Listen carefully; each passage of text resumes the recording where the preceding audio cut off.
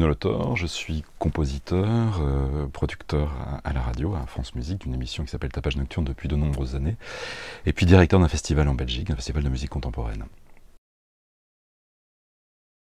C'est une série de petites pièces pour deux pianos, des pièces vraiment dans la veine minimaliste, où l'idée elle est de travailler sur un matériau minimal, basé sur les résonances ou la répétition. Et c'est la première fois que j'écris des pièces pour deux pianos, c'est même l'une des premières fois que j'écris une pièce pour piano, même tout court, un instrument que j'ai rarement approché. Et j'ai décidé de baptiser ça Pianisphère, avec cette idée d'univers, de plan, comme une planisphère en fait, l'idée de travailler sur des territoires sonores.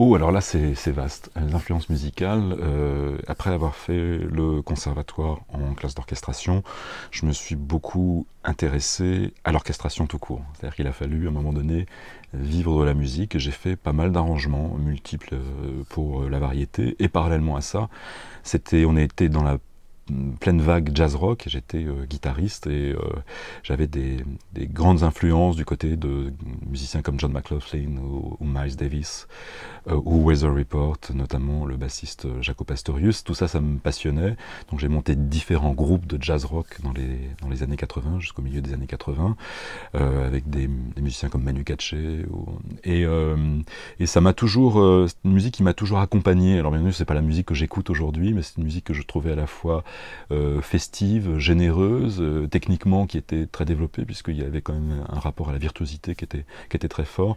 J'aimais bien cette musique. Après, c'est pas la musique qui m'a le plus influencé dans mon acte de compositeur.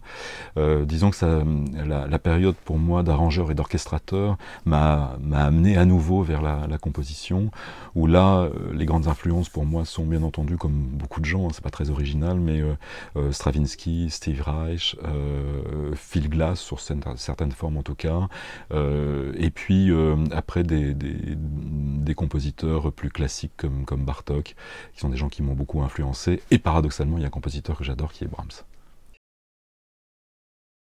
Ma pire expérience, c'est d'avoir été, quand j'avais 19-20 ans, donc dans la période jazz rock dont je parlais tout à l'heure, j'avais fait des disques en tant que guitariste, j'avais une petite notoriété et j'ai été appelé par un chanteur de variété.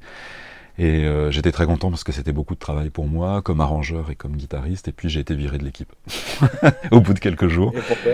Parce qu'on était incompatibles. On était incompatibles, et c'est le paradoxe, c'est que c'est l'équipe que j'avais formée moi, de musiciens qui étaient mes copains, qui m'ont viré, tellement ça se passait mal. Voilà, c'est la pire, en tout cas, c'est une des pires, parce qu'il y en a eu quand même quelques-unes.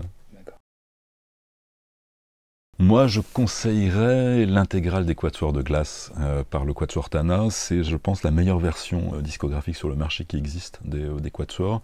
Bien sûr, il y a celle des Chronos, mais qui est historique. C'est toujours difficile d'essuyer les plâtres d'œuvres. Je trouve que les Tana ont travaillé en profondeur les œuvres, notamment du point de vue rythmique, où c'est absolument parfait, sans être mécanique. C'est ça qui est très fort chez ce Quatuor.